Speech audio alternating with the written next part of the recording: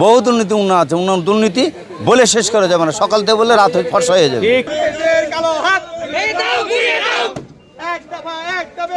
জুলাইয়ে যারা মারা গেছেন তাদের শ্রদ্ধাতে আমরা স্মরণ করছি যে আমরা এই স্বৈরাচারের বিরুদ্ধে আন্দোলন করে যদি আমরা এই ভিসি যদি স্বৈরাচার ভিসি যদি থাকে রাজশাহী মেডিকেল বিশ্ববিদ্যালয়ে তাতে আমাদের তো হেরে যাওয়া, আমাদের এই জুলাই বিপ্লবতে হেরে গেলাম, আমরা গণতন্ত্রে হেরে গেলাম। এই কেন দেখবে? আমাদের কথা হলো কি যে এই প্রধানমন্ত্রী, আমাদের বাংলাদেশের যে বর্তমান প্রধানমন্ত্রী আপনার জনাব তারেক রহমানের কাছে আমাদের আবেদন করছি যে আমরা এই ভিসিকে অবসরণ চাই।